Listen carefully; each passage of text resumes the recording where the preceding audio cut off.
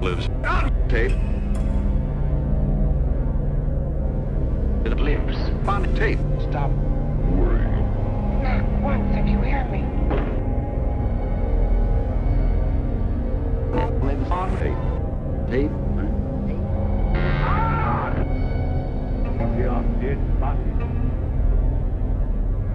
Another technological disaster. It lives. It lives. It lives on tape. Look out! That slithering death is right on you! Well, welcome everyone to It Lives on Tape, official first episode after our introductory episode 0.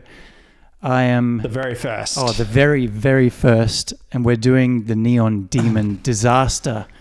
And my name is Torkel, and I'm here with my lovely host, Tanner, as well. How you going today, buddy? Good, thanks, Torkel. And this is actually our inaugural episode. Yes, indeed. We looked it up. It means what we think it does. Yeah. We're fine to use it. I forgot about that. We are wordy boys. Yeah, I was too quick with my words last episode, and I threw out inaugural without exactly knowing what it meant. But No, you know what? That's on me. Like, I shouldn't have doubted you. You're a writer. I should know my lane. I should, just let you run loose with words. I appreciate that. But also, there have been times in the past where I've used a word frequently, and suddenly I've realized when someone has told me that that's not what it means in the way that I'm using it. So I'm an interesting kind of writer like that. I'm a bit experimental, you could say. That's just how it goes. The best kind of writer. It's paving new ground. And speaking of new ground, we're covering The Neon Demon, which is one of my favorite movies of all time. And why are we calling it The Neon Demon Disaster, you ask? If it's my favorite movie of all time, why would we title... Why are we calling it The Neon Demon Disaster? Sorry. Yeah, why are we calling it this? Why would we do that to this episode? Why would we call it that? Why would we take a dump on my favorite movie? Well, the whole world already has, because it was a massive flop. It was a financial failure, okay? It did not do well, to say the least. It really didn't. Yeah. You pulled the numbers. What have we got? $7 million to make the movie. That was its budget. Yep. So not a big budget. $3 million in the box office. 3 million worldwide, international sales, everything. DVD, posters, all of it counted. Gosh, dismal. Actually, I think...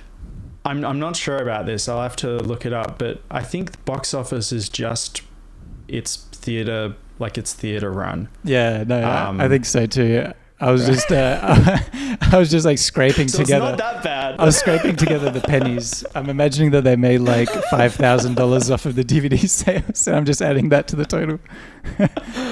Oh gosh, they must be like hunting down pirates as well. Like, yeah, like with that kind of numbers. Yeah, like you'd want to recoup whatever you can. But yeah, we looked it up before the show. Turns out films, they need like 2 or 2.5 times its budget to be profitable.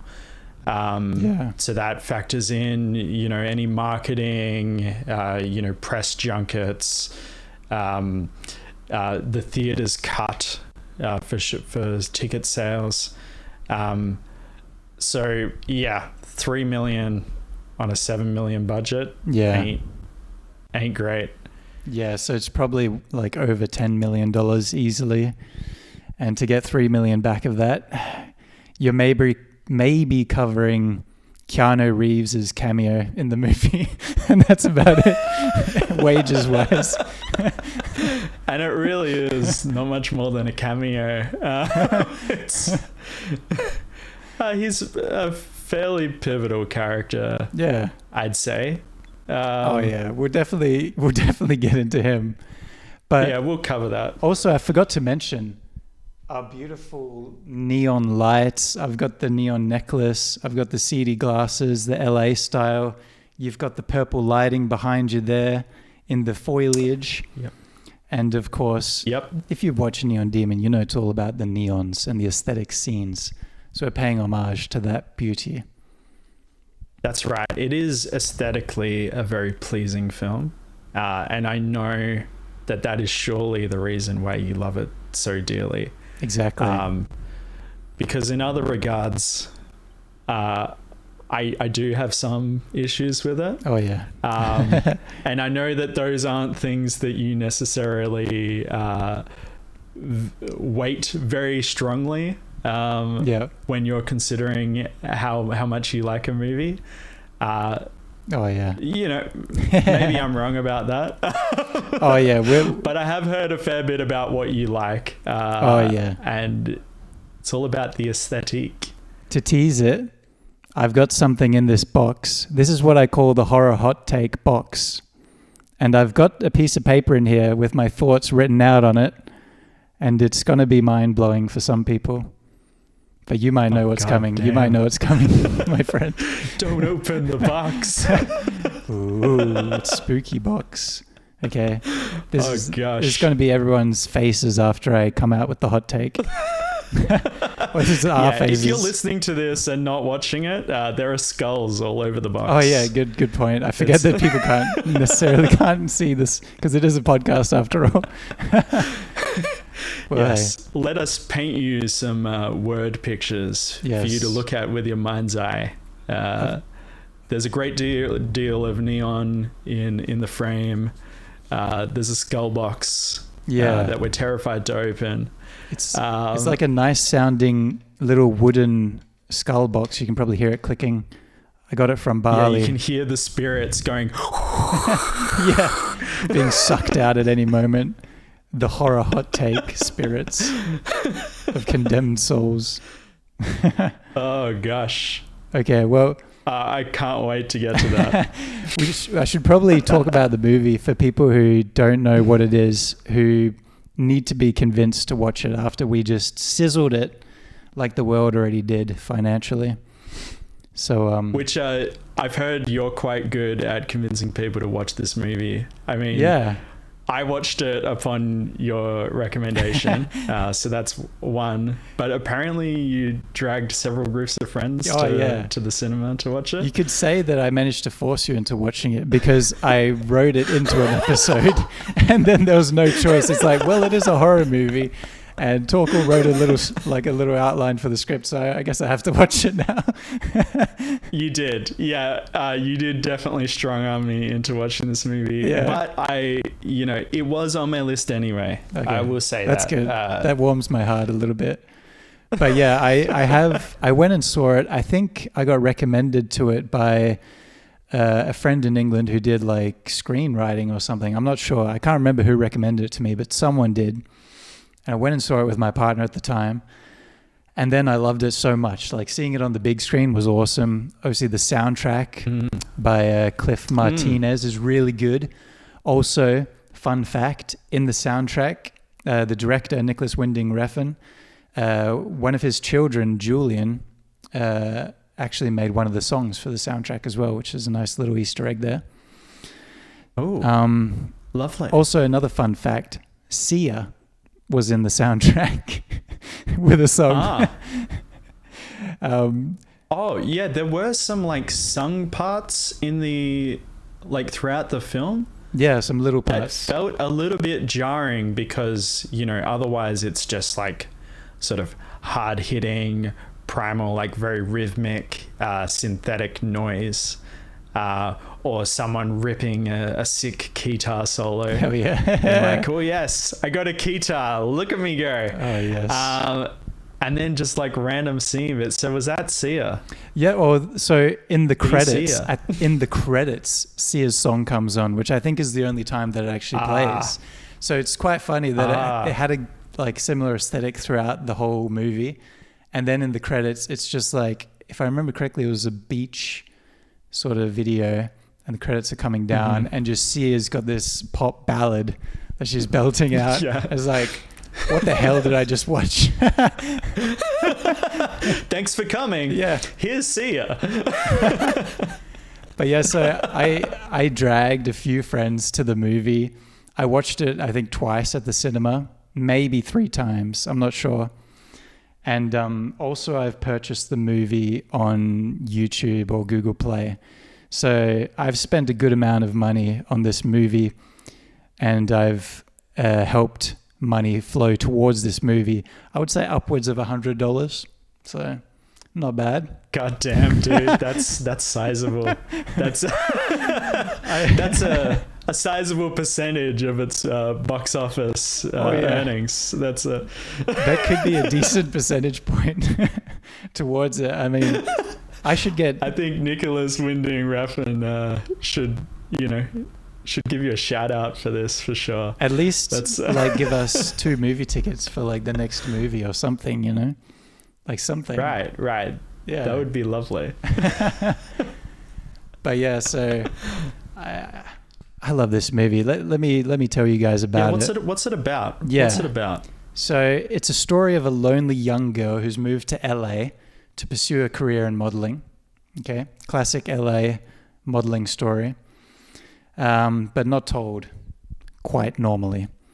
The movie is basically a dreamlike sequence of beautifully shots, very visual, like we said, neon colors, very slow panning camera, nice music, things like that. And it tells a tale about beauty and its power to corrupt. Obviously revolving around the young, character and her rise to stardom in the LA modeling scene. So yeah, absolutely.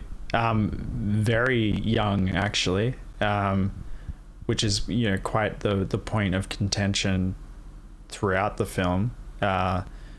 Jessie is, as it turns out, 16, and is she even that old? We don't know. Yeah, but that's right. And several very problematic interactions with various people on the scene, and it's a little bit uncomfortable. Yeah, but I guess part of the story. And this is a fun one. Oh, Jesus Christ, I shouldn't say fun fact, but my words move too quickly from my mouth. This is a fact about the movie, and it's quite a concerning fact when you think about it in the story of the film as well, as you said, with the main character Jessie being 16 years old and having to lie about her age in order to do modeling and to get more jobs and say that she's 19. At the request of her agency or something like that. Her agent. Yeah. Yes, because 18 is too on the nose. Too obvious. Apparently. Yeah. Too obvious. Yeah. Too obviously you're lying. No one's 18. Yeah. No one's 18. They go from 17 to 19. Yeah, exactly. 18 is just a mythical thing that doesn't exist. But so the fact, which is not so fun, is that Elle Fanning was 18 upon release of this film and was probably 17 during the filming, according to my research. So only a year older than the Jessie character, just for you to have in your mind, I guess. Yeah, damn. Yeah. Oh dear. So yeah, I'll let you ponder on that while I talk some more about the movie. Sorry, I was sort of derailed. I'll let that soak in, because I also didn't realize that until I was researching for this episode, to be honest. Oh goodness! And it made me second guess if this is my favorite movie or not. So Jessie, she's befriended by several women. 2 of whom they're established models within the LA scene, and the third, she's a makeup artist within the industry as well. So these 3 characters, they kind of obsess over Jessie and her rise to stardom. They become jealous of her and envious, at her ability to rise so quickly.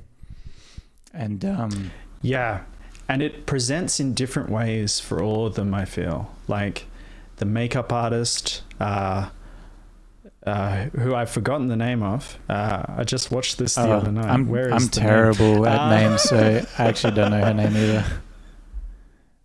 The makeup artist, she, like, her fascination and obsession is, begins very much as like, oh, I want to be your friend, come hang out with my friends. And the other two are very much, I see you as competition, or,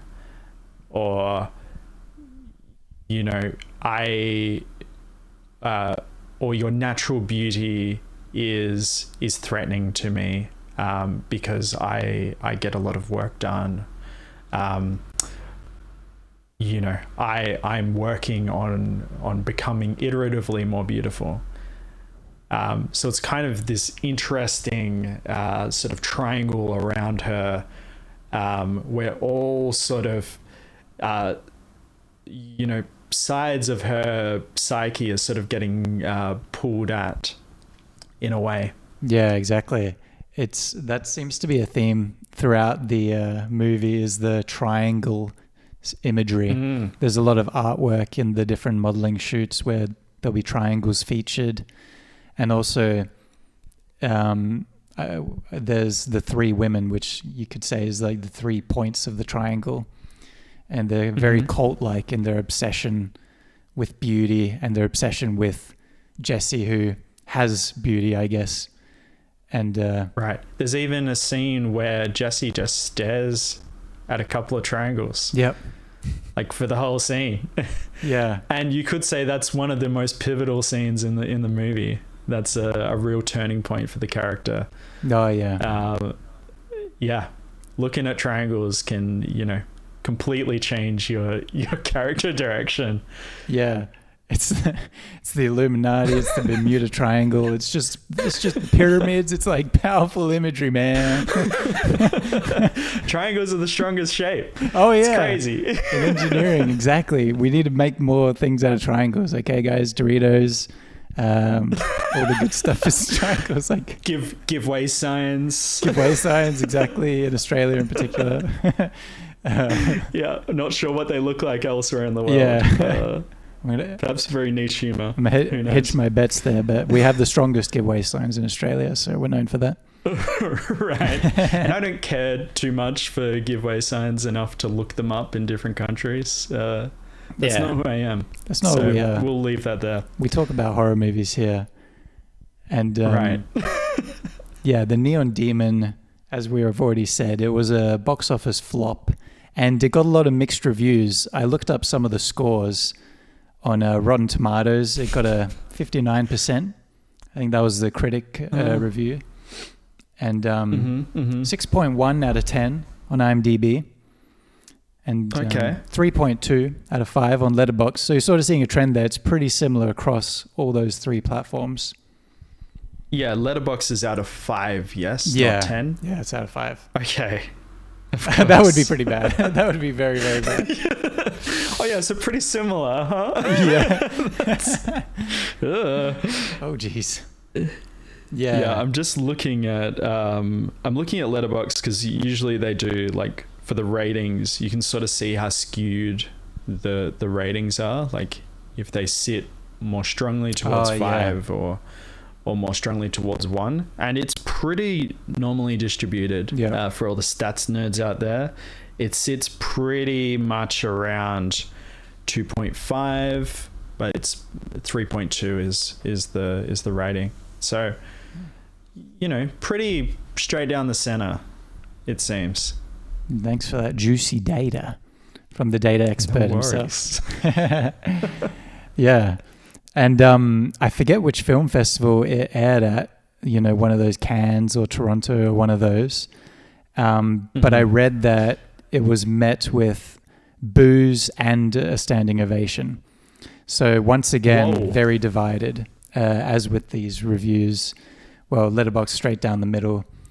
But there seems to be some people loving it, some people hating it, some people straight down the middle. It's divisive in all ways. Absolutely.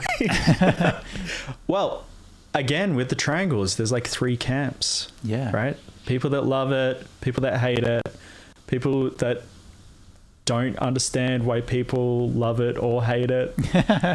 They just sort of neutral it. Yeah.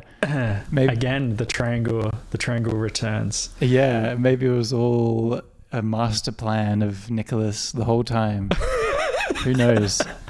To shoot himself in his directorial foot. Yeah. Perhaps the last movie he will ever make, as we've realized upon prior to filming this. Yes. He's done some TV shows since The Neon Demon, but not really any sort of film. And which is a shame, because he is, I would say, he is a really good director. I think I'd realized I wasn't sure if I'd seen any of his films, but I have seen Bronson, which I really enjoyed. Yeah. I thought that was a really good movie. Yeah, Bronson's a really fun, wholesome movie about, I think it was the world's most violent prisoner. Right. Yeah. Oh, the UK's the UK's most violent prisoner. That's right. Yeah. Starring. I'm not sure about the world. Starring Tom Hardy in that role, which quite a fitting role for a man of his talents. The same man who acted as Bane in the Dark Knight trilogy. And, right, and I think it must have been around a similar time. Yeah, just before it, I think. He's still built like Bane. Yeah. It's a great movie. He is very transformative in the role. And, Charlie Bronson is such a big character in real life that it's wild that someone was able to take that to the screen. Oh, yeah. So, yeah, without knowing, I was a Nicolas Winding Refn fan. Yeah. And totally wild. On the note of his previous movies as well, he's had another triangular moment, another trilogy in a sense, with 3 of his recent movies before. There's obviously Neon Demon, the final of the 3, and I'm just making this up. This is sort of like my Cornetto trilogy in my brain that I'm coming up with on the spot here, because he had Neon Demon, prior to that Only God Forgives, prior to that Drive, which are all very neon based films in a similar sort of vein from what I understand. I haven't seen Only God Forgives, but I have seen Drive, and it has a lot of similarities to Neon Demon. Mm-hmm. Oh, so he's playing with this color palette. Yeah. Pretty consistently now. Yeah, I think I looked at some stills for Too Old to Die Young, which is a TV show that he did in 2019. And the color palette, again, is like very similar. Yeah. Lots of blues and magentas, like pinks. Yeah, which is kind of interesting, because you were saying before we started filming today that he's colorblind. Yeah. So I actually read something a while back, because I was kind of like the characters, the friends of Jesse in the Neon Demon movie. I was kind of obsessed over the Neon Demon movie around 2016, 2017 when it came out. And so I was looking up stuff about Nicolas Winding Refn, and it said in an interview that he is colorblind, and that the reason why he makes a lot of his movies so contrasting in their colors is for himself, because he likes to, it's easier for him to then distinguish the differences in obviously the shades that he sees. So that's so wild. Yeah. Do you know if he's red-blue colorblind, or is he some other variety of colorblind? I'm not sure exactly the level of colorblindness. Because if it's red-blue, that would make sense. His color choices are crazy. Oh, okay. That wouldn't make sense. He's choosing those colors. Yeah. I want to work with colors I can't see. It's such a crazy idea. So maybe that's not the case, but kind of kind of bold if that is the case. Yeah. I think. So it's an interesting point about him as a director, and it kind of sets him apart in that way. And I don't want to claim any stolen valor here, but I found out a few years ago that I have the most common kind of colorblindness, which is I just find it hard to distinguish certain shades of green. Oh, but I can see everything else. I'm not saying I shouldn't laugh because it is a disability. I didn't even realize until I took an eye test and a colorblindness test. So I didn't even know. And I was told blissfully unaware that there's so many greens, so many shades of green. It's quite a common one. It's like, I think it was this is years ago, but I think it was something like 10% of white males have this or something like that. It was some crazy statistic.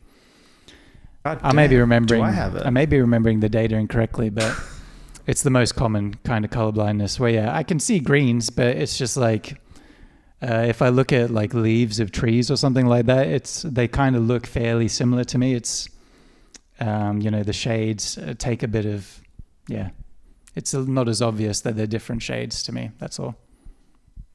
Damn. So not terribly, life limiting. Nah, I mean, hey, I was stealing a bit of valor in saying that I could relate to. It's not like you're running red lights or anything like that. Yeah, as long as there's not a bright green light and a dark green light, then I'm fine. There's just green lights and red lights, so it's all good. Oh, that's good. Yeah. So that was. I just wanted to interject that into there, but back to the neon demon. That's a nice detail to know about you, I think. Oh yeah, you're welcome. I feel like I know you better for you sharing that. Oh, Thank you. Thank you. I feel very accepted for who I am right now and sharing this with everyone online. I know this is tricky for everyone to get past, the fact that I might find it difficult to see certain shades of green, but something I'm working on each day. Is it something you can work on? I don't think. No, I don't think there's anything I can do about it. I don't think there's anything you can do. Yeah, that's. Maybe I could get some. Sorry, I don't. I'd get some Logan Paul color blind glasses or something. Oh, right. Yeah. I do remember YouTube history That's lesson. There we go. such a blight on YouTube history. Oh gosh. But okay, should we? What a numpty. Should we try out one of our segments? Potty in the plot. Yes. Yeah, sure. Let's fire it off. Potty in the Fire it plot, off. where we put ourselves in the plot of a film and ask, what would myself and Tanner do if we were in this movie? So what I'm asking you today, Tanner, what would you do if you were perceived similarly to the character Jesse? You were unimaginably beautiful and obsessed over by everyone that you come across in your life, in your industry, work and friends, Well, everyone. I'm fortunate in that I don't have to imagine what this is like. Ooh. Because it is my reality. No, absolutely not. Look, it would be horrible. Like, in the sense that, how everyone was treating Jessie, and I don't think that's too far off what, the way that she was treated, I don't think is like, because of a supernatural sort of sense of beauty or anything like that, or a hyper exaggerated sort of experience. I think it must be horrible. Yeah. And Jessie says it at points in the film, like, I forget what she wanted to be. I think maybe just an artist or a drawer or a writer. A drawer isn't that's not the word for that. An illustrator. No, she wanted to be like an illustrator or an artist or a writer or something, but didn't feel like she had the talent, and then realized that her talent was looking beautiful. Yeah, that's right. And so I think she says, you know, I can make money off being beautiful. Yeah. And so that's what she set out to do, you know, moving to LA. We're not really sure what happened to her family, although I think we'll talk about that later, what our theories are. But, you know, and also Dean, I think, is the character's name, the photographer that brings her out to LA in the first place and gives her first, you know, photo shoot, hangs out with her. He's kind of grossly somewhat of a well, he wants to be a love interest despite knowing how young she is. Yeah. So a bit of a blight on his character there, but you know, he's, you know, in other ways like the only friend that she has in LA. And at various points in the film, he is saying to people, no, she's not just really beautiful, like there's more to her than that. And I think, right, that kind of says it all. Like, Yeah. she's unfairly, I think, perceived as just this two-dimensional character to all these people. And yeah, it's kind of unfortunate that she's also a kind of two-dimensional character, you know, in the movie as well, in how she's written. But yeah, I what would I do, to come back to your question? Probably not an awful lot. I would want to avoid people like I would want to avoid the industry, or avoid people, you know, maybe go and live out remotely, you know, like the guy at the end of Brave New World by Aldous Huxley. You know, he's out living in the lighthouse, and he's getting hunted down by helicopters with cameras on them. You know, he's in like a reality television show at that point. So maybe living remotely isn't even the answer. Like, what do? Live underground. Yeah. You'd have paparazzi after you. Right. It'd be horrid. What would you do? Yeah, I feel like I'd, because I have a decent amount of anxiety in my life, social anxiety, probably general anxiety. I would struggle with it if I had this, you know, curse of unimaginable beauty from a young age. But as I've grown older, I've grown more confident and more manageable with my anxiety.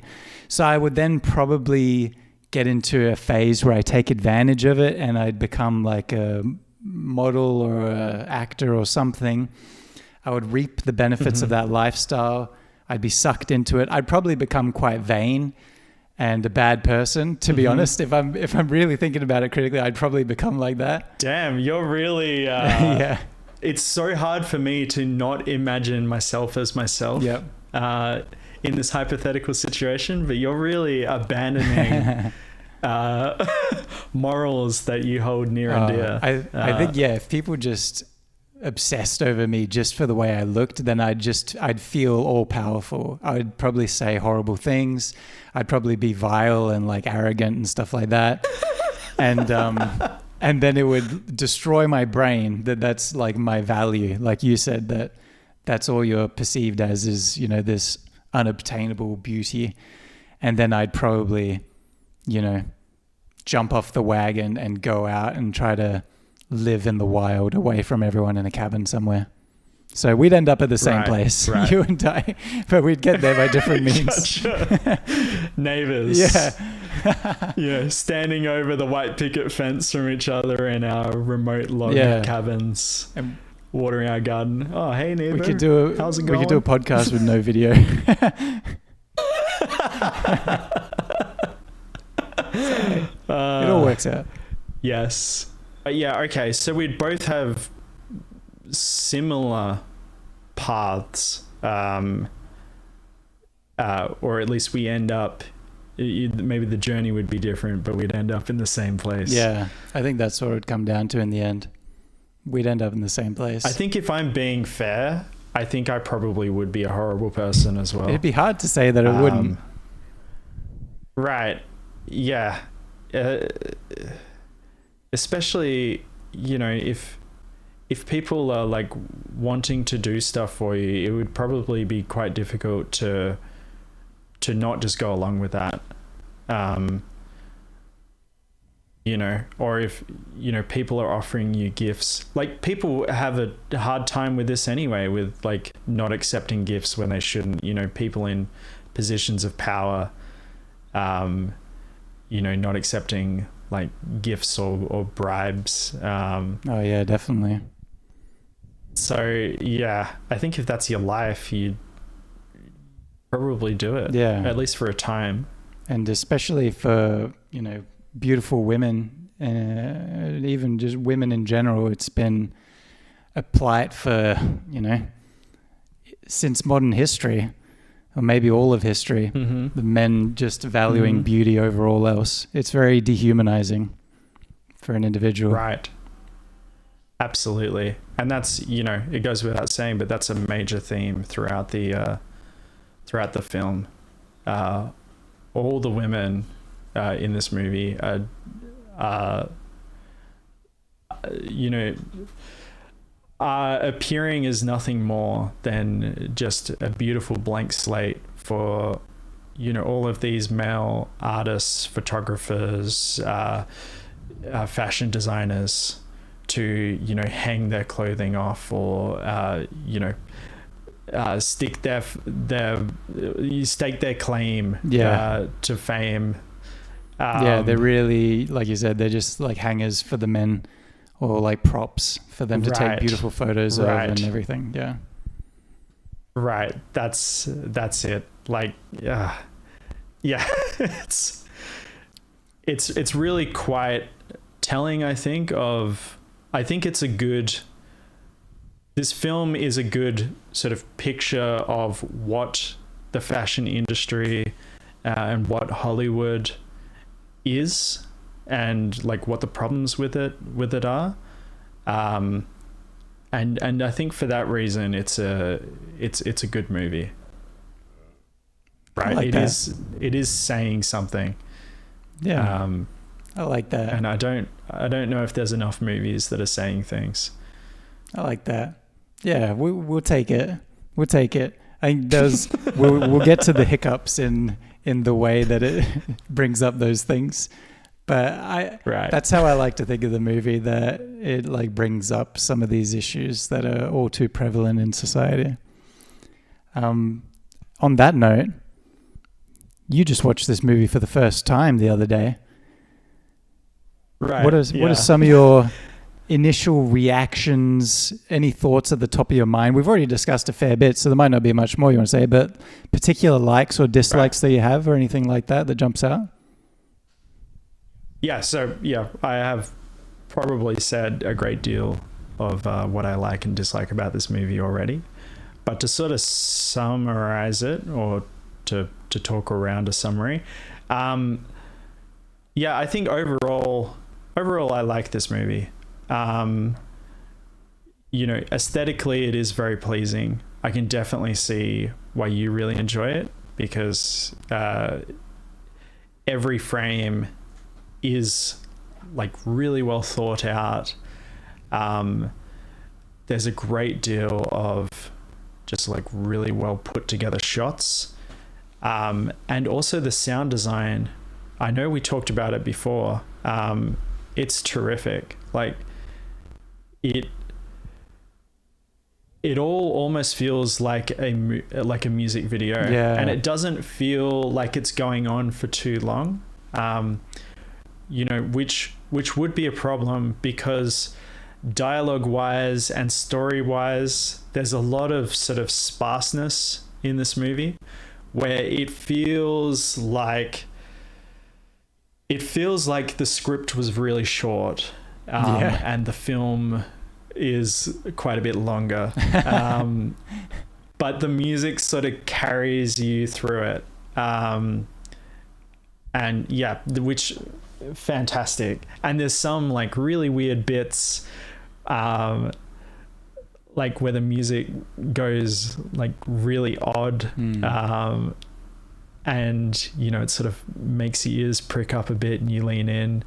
And then that's paired really well with like the visuals. Lot of very striking visuals. What I didn't like about the movie, let's get into that, is so there's a lot of these story threads that don't really go anywhere, and they don't really like mean anything for the story other than they're just painting a bleak picture of what the industry or how horrible LA is just in general.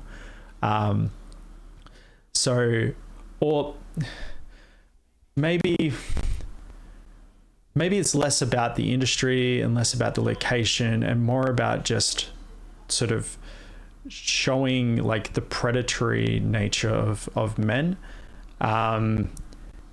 you know, which is absolutely a fine reason for these parts of the film to exist. If the film was using that to then tell more of its story, and I don't want to get it too far into things that will sort of fire off the spoiler alarms, and and give away the end of the movie, because it does sort of catch you off guard if you're watching it for the first time. But there's these weird moments like, can I talk about this? How much of a spoiler-free review are we doing here? We can just give a little like, hey guys, we're about to spoil a little bit here. If you don't mind, keep listening. If you do mind, maybe skip. Right. Okay, cool. I'll talk at length.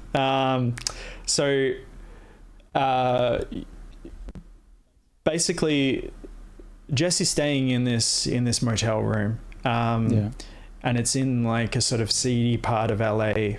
I think I'm not an LA geology expert, but or geography. Not geology. Geology. That's the rocks one. God damn. A lot of rocks in LA too.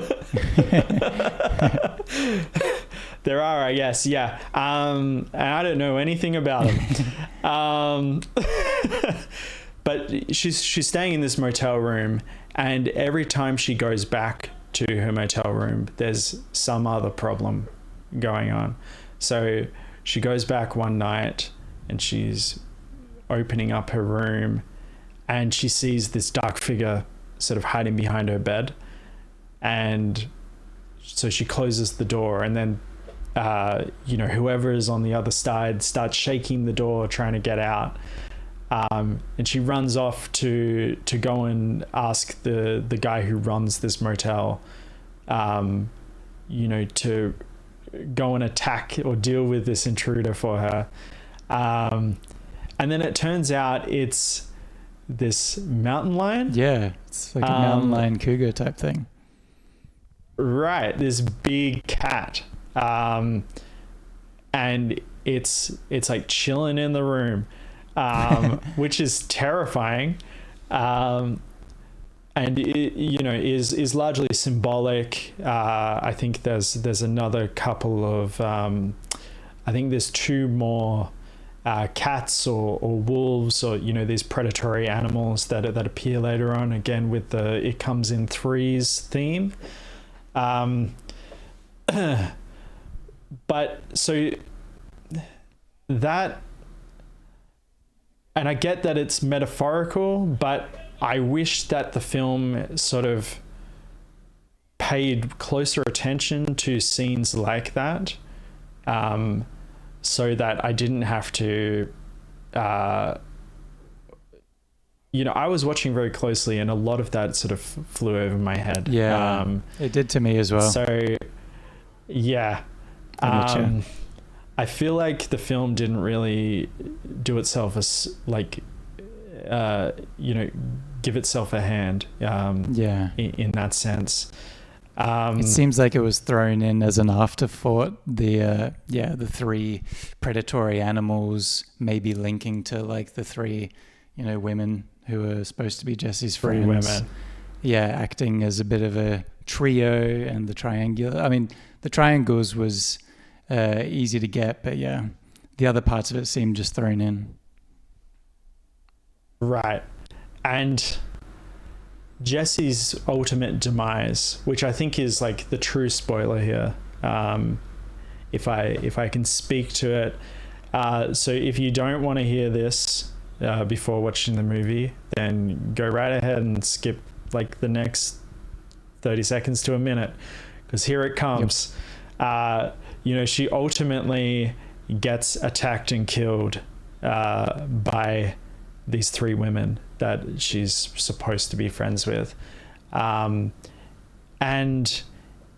it kind of feels like it comes out of nowhere and is a really tragically short way to end her story. Like there's no her overcoming any of the oppression that's put on her. There's no her like emerging from this shell of beauty that she appears as throughout the movie. We see her being like very innocent and like deer in the headlights. She's talked about at the start of the film, so she's more like prey. And then in the middle of the film, she sort of sees her strength and seizes it and becomes like almost very cold because of it and pushes away her softer side. We see that transformation in the character, but then there's no sort of emergence into this third state, which would be sort of the balance of the two. She just gets killed and eaten. And like the only sort of comeuppance that she gets against her attackers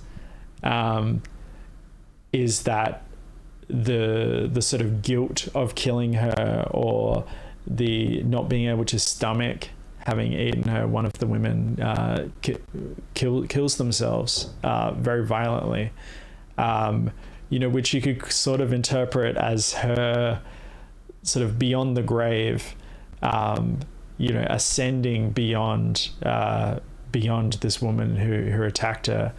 But I think that's quite a generous reading. Yeah. But that was good. This is why I like talking to you about movies, because so much of this stuff, I'm like so just caught up in the visuals and like not paying enough attention to, I don't know, the intricacies of a movie plotline and stuff like that. But a lot of what you said, you hit it right on the head with like her coming to a quick demise, it like leaving loose ends, it being untimely. Like, yeah, you're exactly right. I was just like, oh, this is all aesthetic. It's all good. But if it did those things better, it would have been such a better movie now that you say it. Yeah. 100%. Yeah, I just really feel like even if she didn't die in the in that scene towards the end, and she managed to kill the three of them, that would for me have been a better ending. Oh, I like that. I like that. Right. It just feels like such a shame that her development was just cut, so bluntly. Yeah. She gets this tiny monologue before it happens, where she kind of explains that she's figured it out. People want to be people want to be her, and they're always going to be striving to be like her, how she is so effortlessly, which is, again, quite a two-dimensional view for her character to have, very figuratively and literally shallow. She says it over the deep end of the pool that has been drained, so that's potentially a wink. But yeah, just I think that would have been a better ending for her to kill her attackers. No, I like that a lot, actually. That'd be a really cool way to rewrite the ending of the movie. Or she gets away. Yeah. And then they're freaking out because they're like, oh shit, like we in earnest tried to kill her, and like, what's she gonna do? Yeah. And then she becomes the predator and they're the prey. Yeah. Nice. Where were we in the writer's room with the writers for this? Well, more so you. I would have just been like, yeah. Okay. Aesthetically. Yeah. Oh. I could imagine this. Tour de force. Sure. Eating her, okay, as death by that census. There is, I will say on this, there's a great line earlier in the film, when she first meets this trio of women, and one of them asks her, "Are you sex or are you food?" Yep. And it's this weird foreshadowing of what's going to happen. Yeah. That I didn't realize until I read an article after the film, and I distinctly remember that line, but I didn't really think anything of it.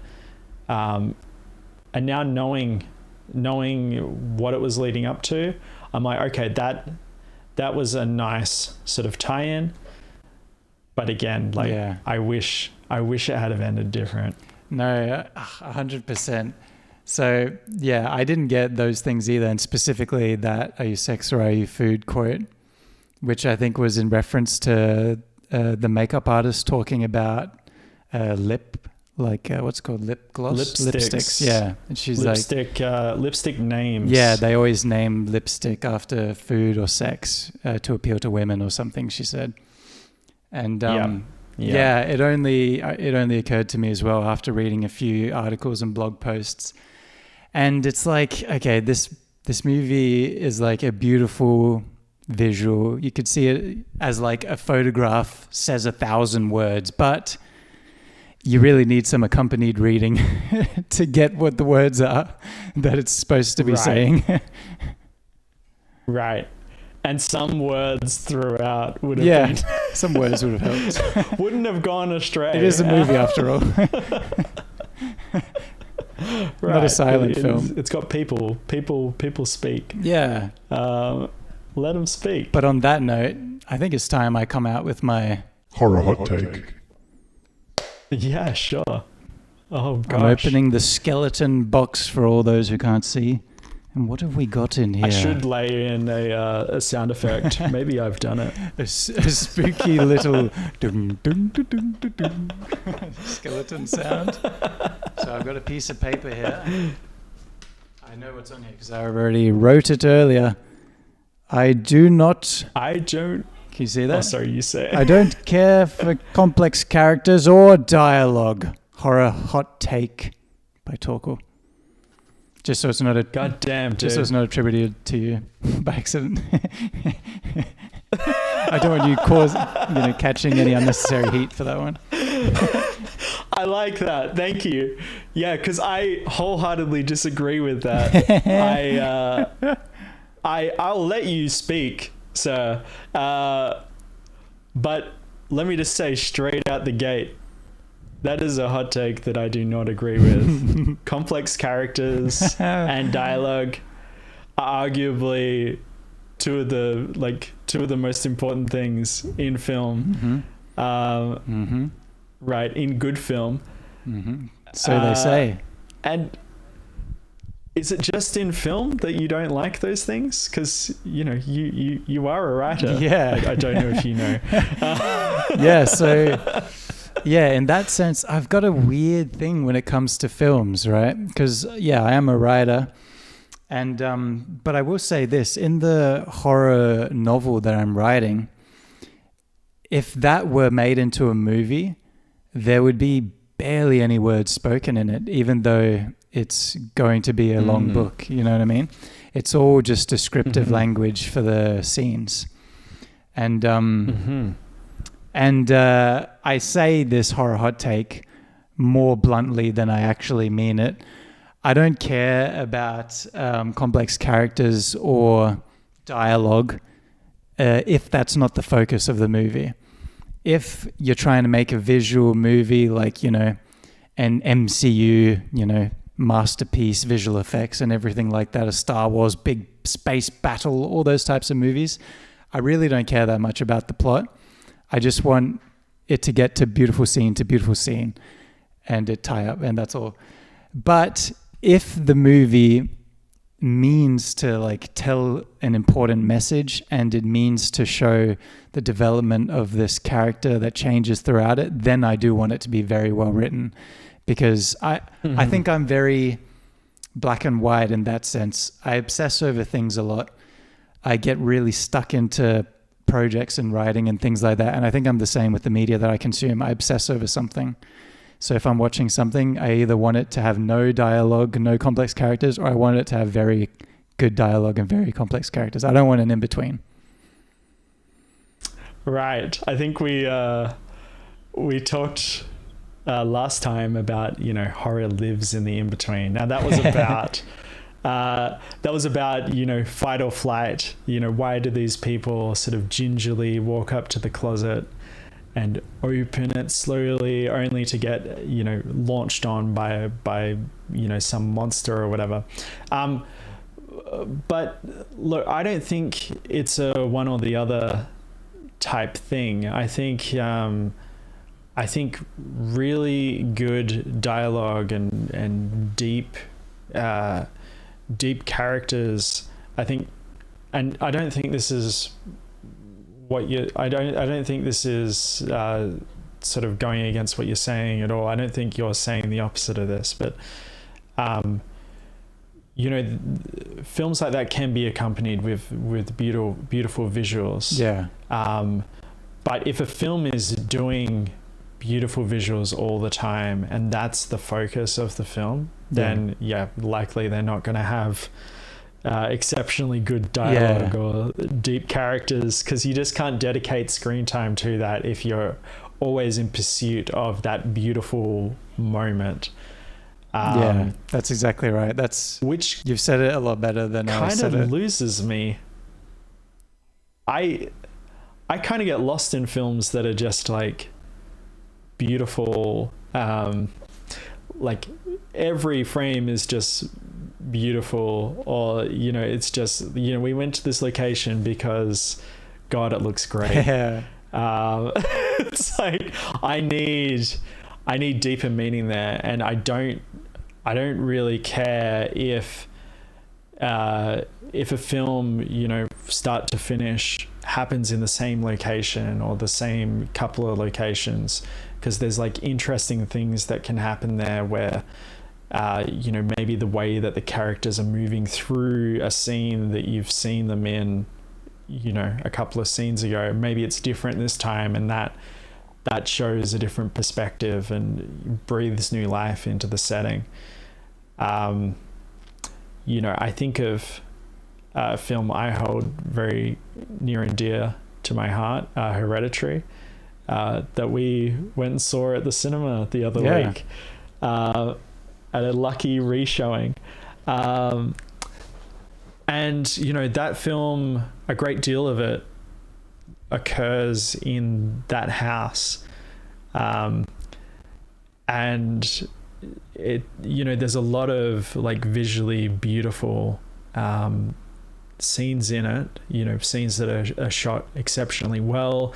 There's this great sort of interplay between the house and what's happening in it, and the miniature houses and miniature scenes that Toni Collette's character is building. And there's often like these beautiful transitions between the two where you're like, is this a miniature that I'm looking at? Oh no, it's got people moving in it. That's wild.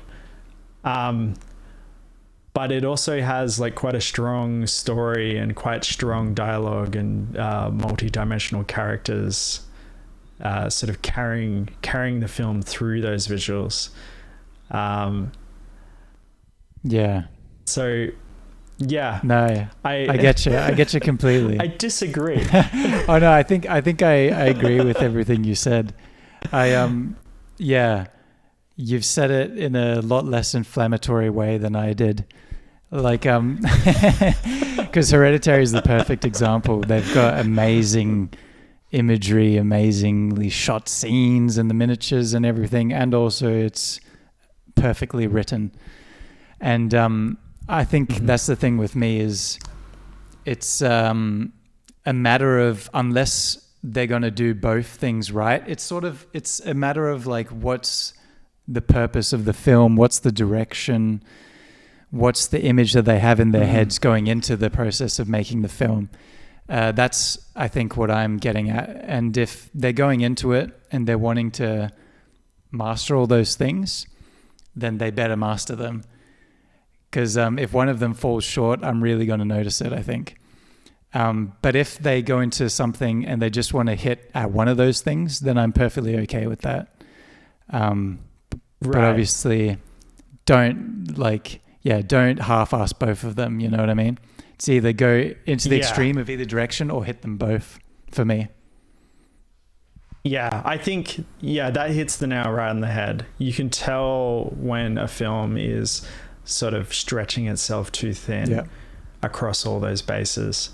But, to bring it back to the Neon Demon, I kind of feel like it stretches itself a bit thin, on the plot and dialogue side of things.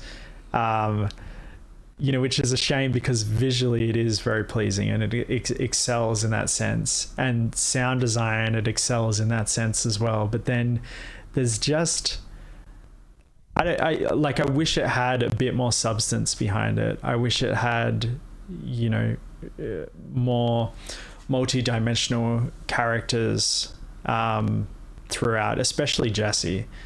And I think there's this really interesting idea of, show but don't tell, which you were like hitting really well, talking about like the descriptive language in your horror novel, but sometimes you do have to tell a little bit to show. You have to be better. Neon Demon, they're showing something, but it's not the story. You know what I mean? Or it's not the full picture of the story. So they either got to tell it or they got to show it more. Right. There's so many shots of Jessie where she doesn't say anything or she doesn't react to what's happening. And it makes you feel like, she is nothing but a doll in this scene, essentially. Whereas if she, interacted with her environment more, or, talk to people about how she feels or what she's doing, we would have gotten more of a sense of who she is. But yeah. No, I completely agree.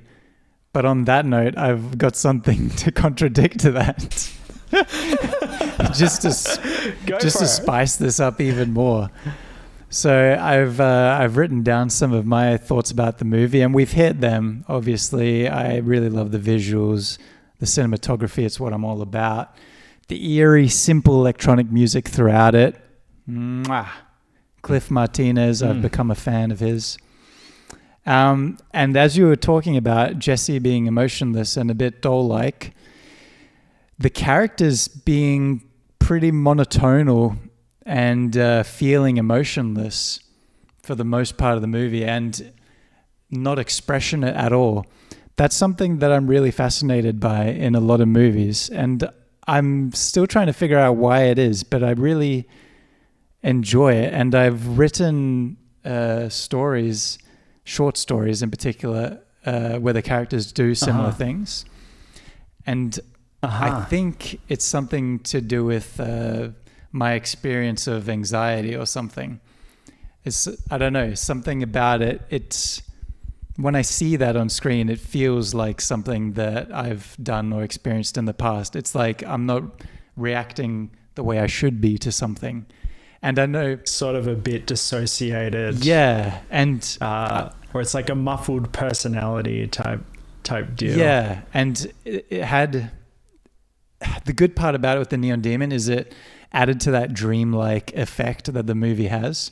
But like you said, the bad part about it is that ain't no story getting told. Why, there hasn't been a story in these parts for 50 years. Well, I say now, I ain't never seen no story around here, so. We just don't do stories in these parts. Out in California, we don't tell no story about beauty like that. Yeah, there was there was something I was thinking about when you were just talking. And it's gonna bother me. Sorry, rude of me to take the talking back. About the story. Maybe I can bring up the memory for you again. Right, I was talking about the like non-expressions, not being emotional. Yeah. Oh, yes. So it reminds me actually of this meme that was going around a little while ago now, when AI video or AI images were getting really big. And it's what's that fashion house? Oh, is it the quite problematic? Is the Gucci one or there's another one? They've got an Italian name. Yeah, I know what you mean. I'm forgetting it. The memes are all like Harry Potter as this, or like what is whatever, it? like Game of Thrones as this, and it's just expressionless, really beautiful, like traditionally good-looking people just sort of staring off into the void. Yeah, I know exactly what you mean. In a lot of ways, what this movie feels like. Balenciaga, that's what it is. Balenciaga, that's right. I quickly Googled it. Like a lot of the characters, thank you so much. A lot of the characters through this movie, even with how they deliver their lines, like that's the vibe. They're just sort of blank slate, kind of almost doll-like.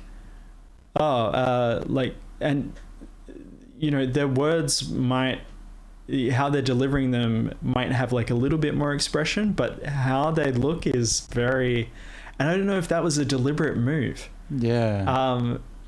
It's so peculiar that it seems like it must be, but it's a strange move to decide to do, to say the least.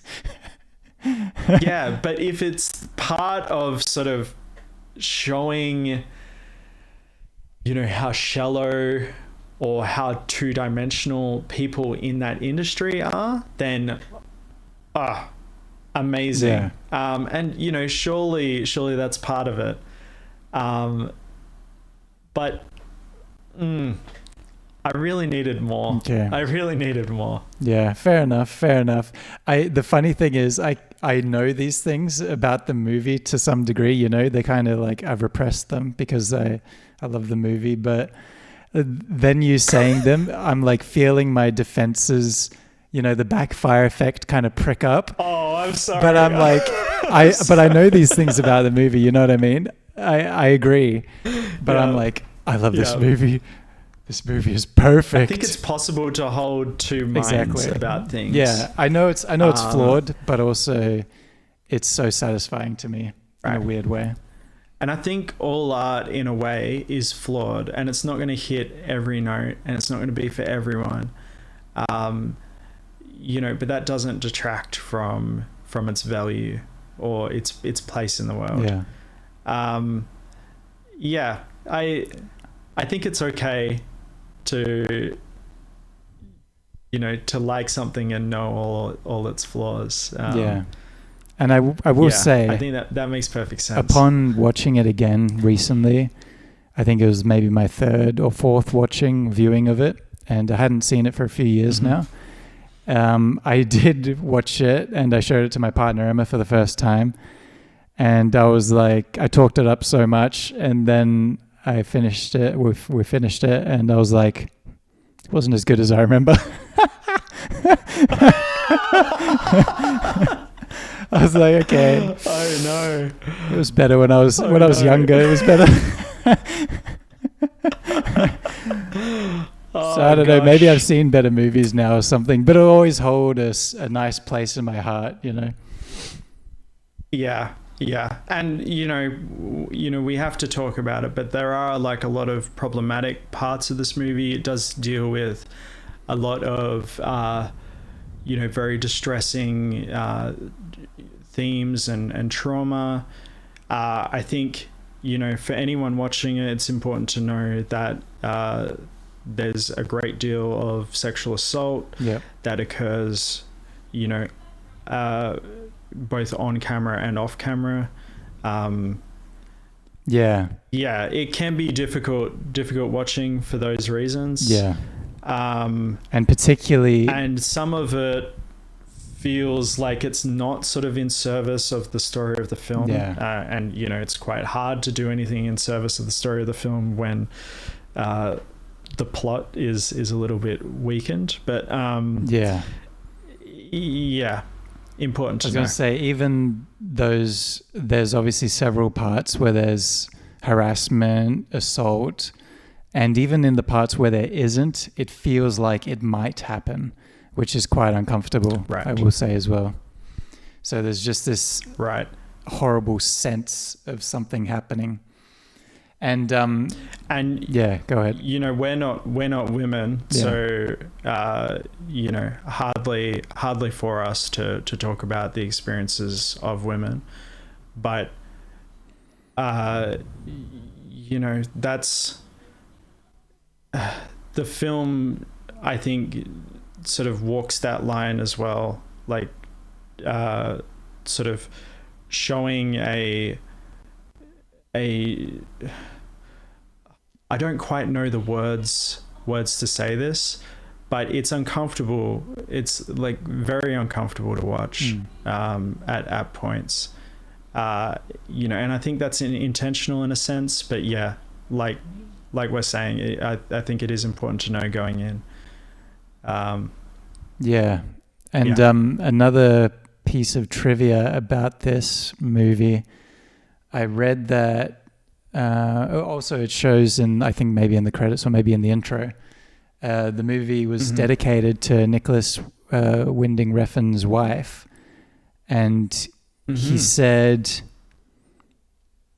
I forget now, but he said something about how he wanted to shoot another film in Denmark, but that he wanted to let me start again. He wanted to go to LA or something like that, and his wife didn't want to come with him. I forget now, I'm butchering it, but anyway, he decided to basically shoot this movie in LA, to like do work in LA and to be able to bring his wife with him. And he acknowledges and dedicates the movie to his wife, who he says has experienced beauty growing up unlike him, which is just a strange piece of trivia that maybe he's trying to tell, another person's story other than his own. And I don't know, she's not attributed as one of the writers or anything like that as well.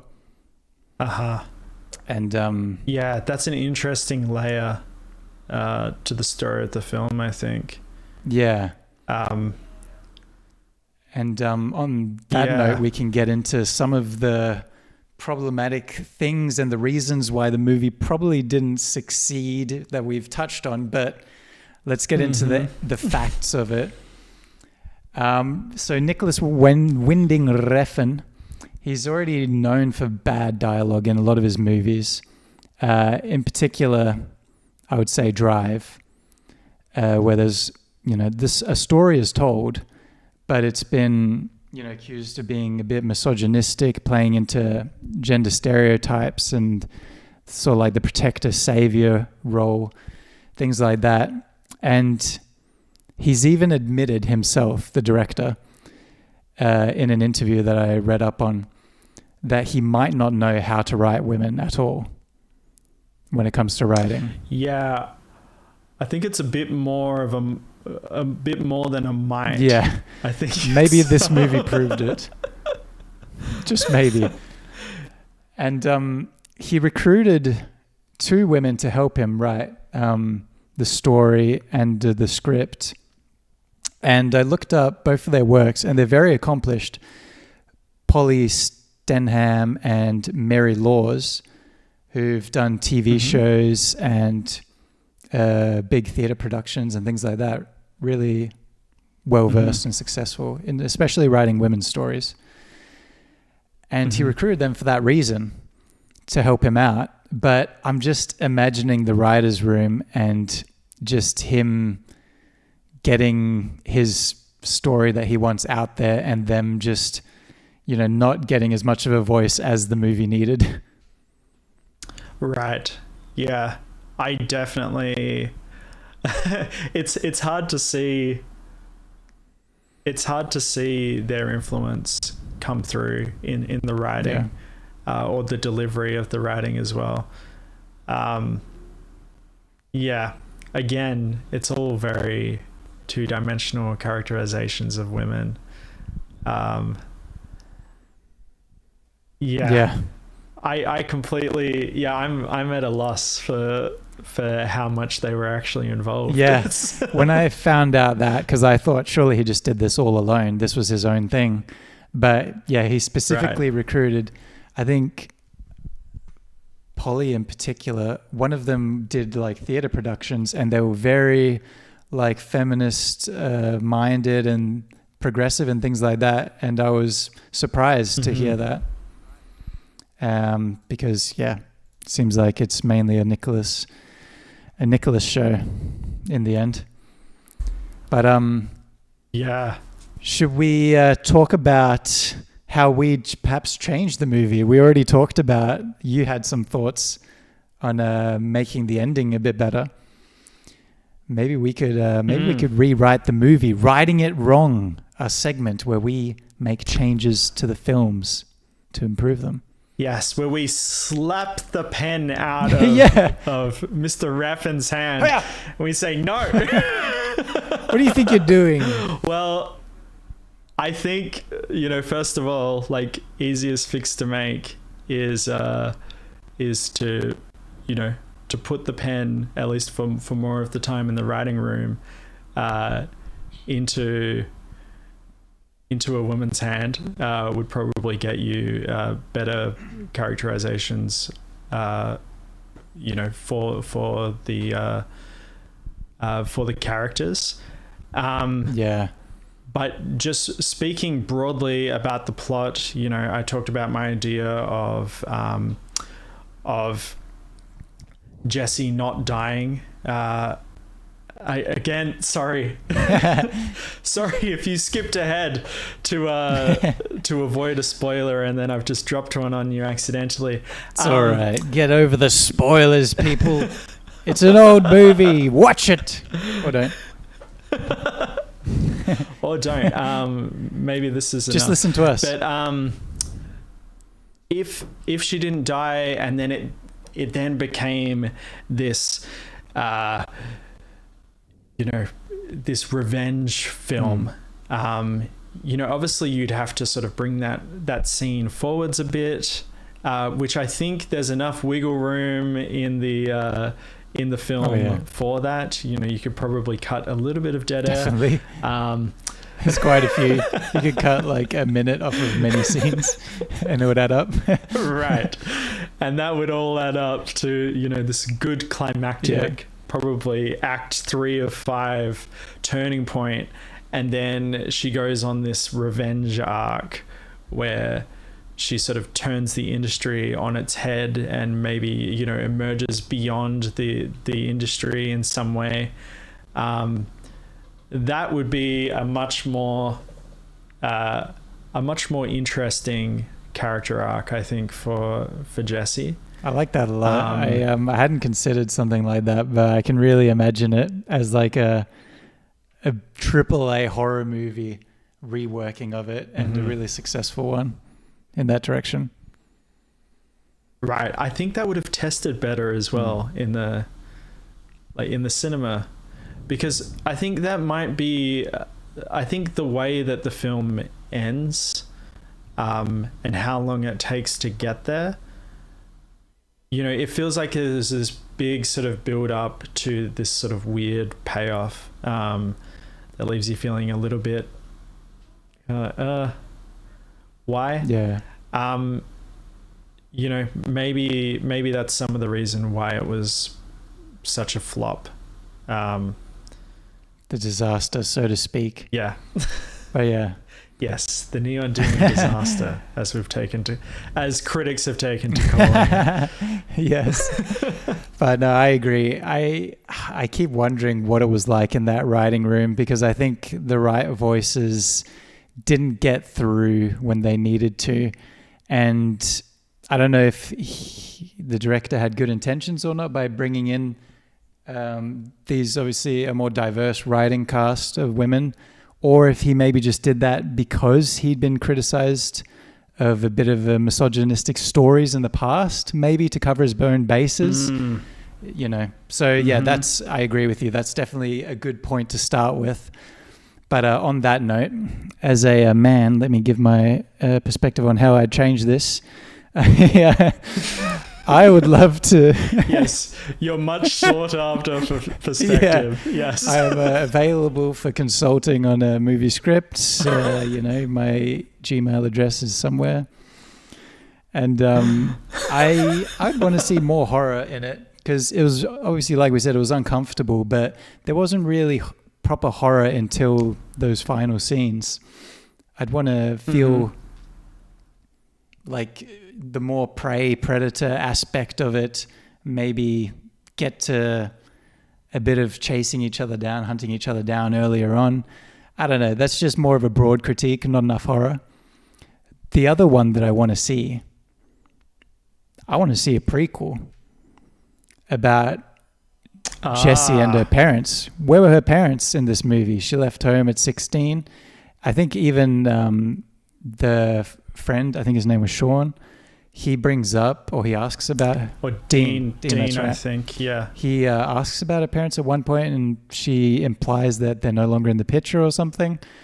So I would like to see a story about how maybe Jessie's parents maybe became obsessed with her because of her, you know, magical, quite witching beauty.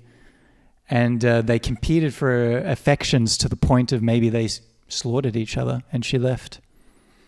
I think that'd be an interesting prequel. Damn. That's rough. That's but yeah, so I kind of read our Google Doc a little bit before I watched the film. You know, in that I just sort of glimpsed over it, not wanting to find any spoilers, and reading your idea about her parents sort of made me think that there was more of a supernatural or more of an obvious supernatural sort of air to her beauty. Yeah. And that, you know, she was like bewitching people. So I think that's a quite an interesting angle to look at, that, you know, her beauty is compelling people to do these horrible things. And I think there's actually quite a good sort of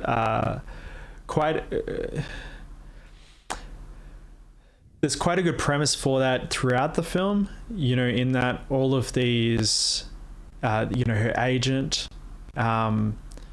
says, oh, most girls that come through my office, they're good. You're great. Yeah. You're the one. Amazing. Everyone else, go Wait, home. how old are you? 16? Nah, tell everyone you're 19.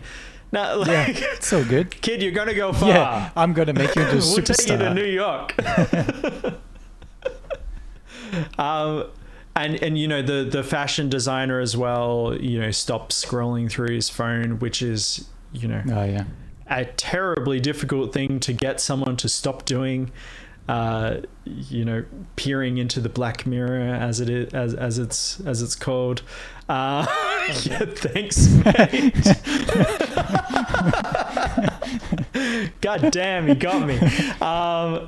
The fact that his eyes are torn away from his phone and he's suddenly living in the moment, sort of face twitching in sort of bewilderment of her beauty, I think plays into that sort of supernatural element to it.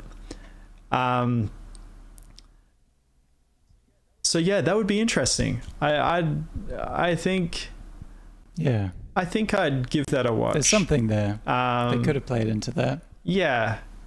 I don't think the setting would I don't know where she came from, but I don't think the setting would sort of lend itself quite to, the neon, the strong color palette that we get from LA and, the fashion industry and all that. So it would visually be quite a different film. That's true. Yeah. But yeah, it would be interesting. Have you seen, sorry, I'm taking us on a tangent here, but have you seen X and Pearl? I don't think I have, but X I've heard of.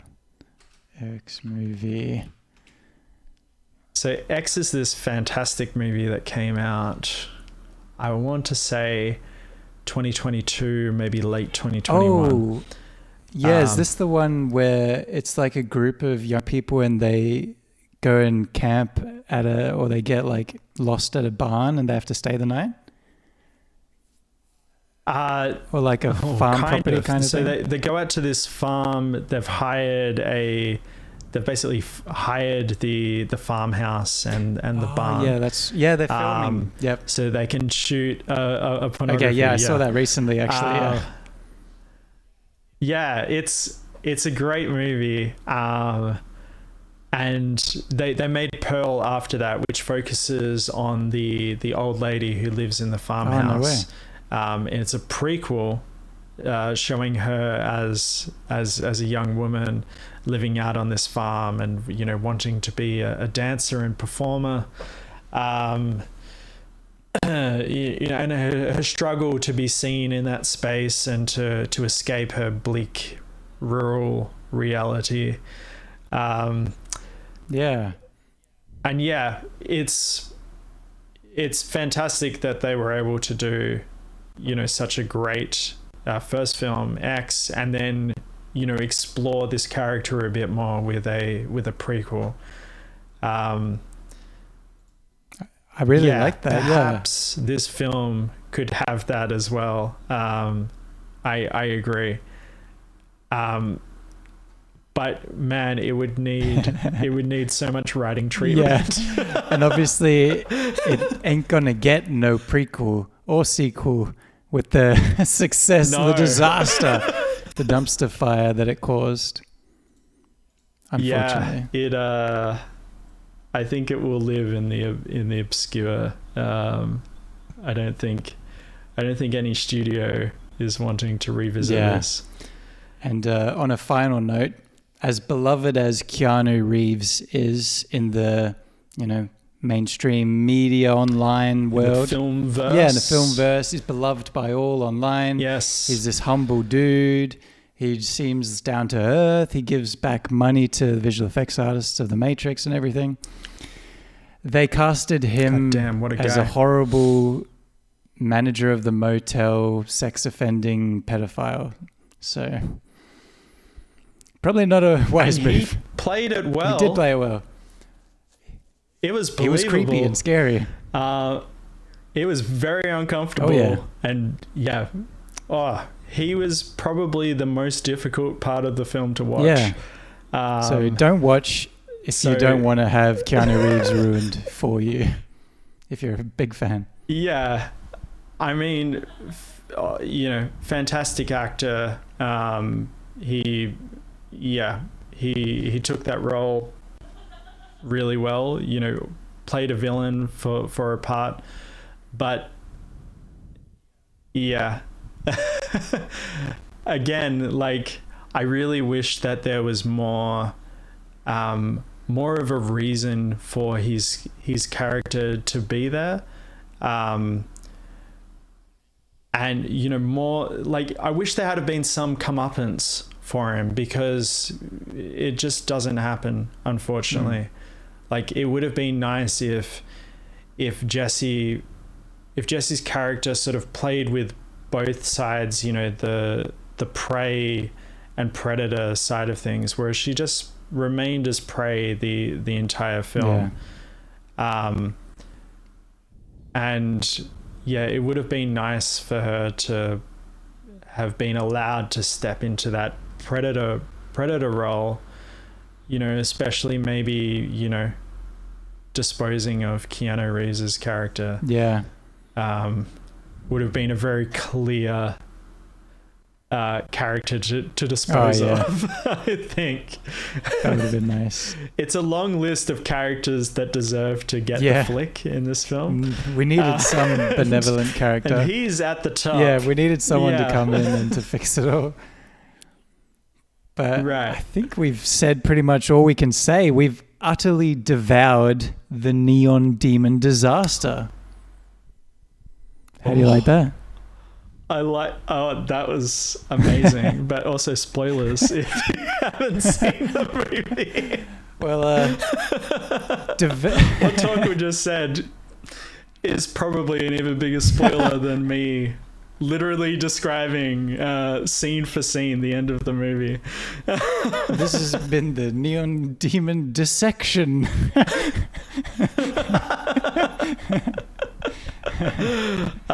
Yes. Well, I am utterly full. But yeah, thank you so much. That was amazing. I loved hearing your thoughts about the movie, Tanner. That was a really good chat about it. I hope everyone enjoyed it at home as well. Yes. If you did, you should consider listening again. And the way to do that is by subscribing. So it's basically like we tell you that we've got a new episode without having to bother you too much. It's so you can subscribe to us on YouTube. Maybe that's where you're watching right now. Spotify, Apple Podcasts. There's possibly some others. Yeah. If anyone has any that they listen to for podcasts, let us know, because we'd be happy to figure out a way to accommodate. But those will be the main platforms that we will go up on for the moment. And they'll all be in the description of wherever you're watching this. And also the ones that we already have up, because we're banking a few episodes, so you guys will have some content for when this all comes out. But right now we've got an Instagram. It's instagram.com/itlivesontape, where you can hear about us and, tune in for the episode as it comes out. And also we already have our YouTube, which is youtube.com/@itlivesontape. So that's where you can find us. The @ is very important. I've the heard. New YouTube feature. Is it? It's like a channel Alright, tags let's not or get something. too inside baseball. Yeah. Oh, okay. That's our custom tagline. Yes, let's talk about the state of YouTube. If we're getting through all our social media and whatnot, we're also both on Letterboxd. I think we'll put that somewhere Yeah. on on the screen, Down. Either side. This is going to be hell to edit. Moving around maniacally. And right, if I shift it around, it will look really cool, but I don't want to do that. No. I won't even put that idea Maybe in out the description. Yeah, for sure. Always. We also both stream from time to time on Twitch. I stream as Grumbly Ghost. Torkel streams as Polyverse. So yeah, those are both right. twitch.tv/grumblyghost, twitch.tv/polyverse for some live streams. Yes. Talk to us about horror movies. And It Lives on Tape is, as always, and always will be, a Polyverse production. And there's a Discord that you can join as well for Polyverse if you're keen to chat with some like-minded creatives. I know I've had a wonderful time in your humble abode. Thank you. Torkel. Yeah, It's a lovely place we'll to certainly be. link the Discord as well. We may even make a little channel for the podcast where we can have some horror movie discussions with everyone in there. That'd be fun. Oh, right. That would be lovely. So I'll talk to you about this afterwards. But yeah, I think that's all. That's all that we really want to say there. I say slowly so Torkel can jump in and if I'm wrong. Tune in for the next episode, which will most likely be They Can Run. All about zombies. They can run? Yeah, we did say in our episode 0 that would be our first episode. But it's taking a lot of research. It's a hard topic to talk about. And we want to do it. We want to do it at least some justice. Oh yeah. We want this to be a good place to come to get like an initial primer on a subject, so you can go off and have some newfound appreciation for something that you already know about, and maybe you want another perspective on. So we're trying to bring that with this next episode as well. Heck yeah, I'm very excited for that. It's going to be a deep dive into the world of zombies. I've been watching every single zombie movie that's ever been made.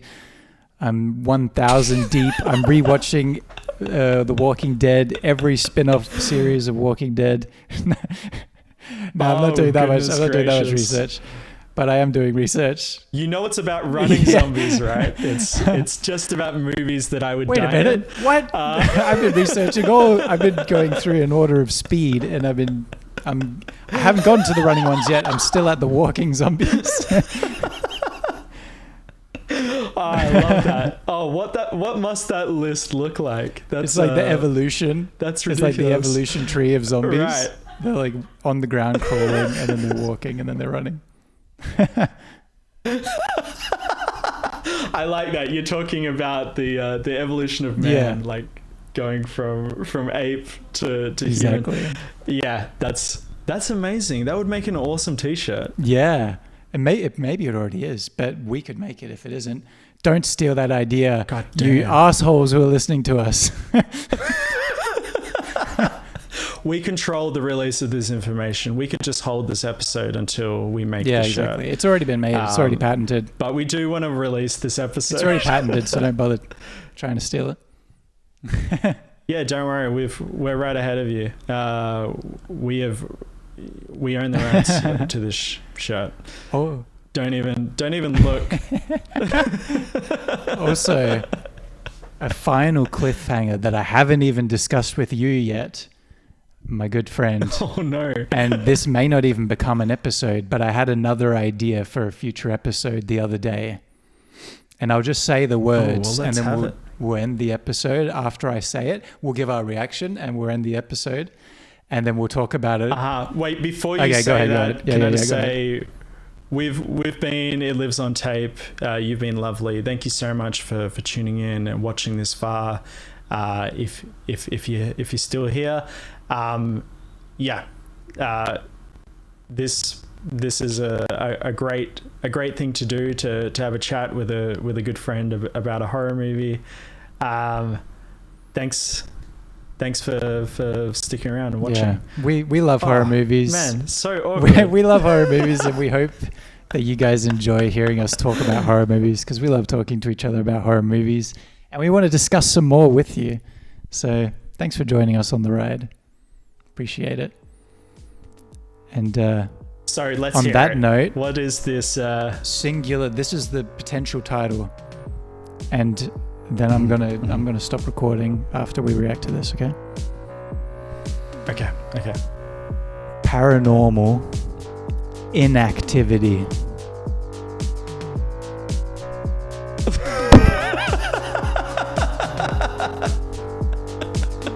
What could this mean?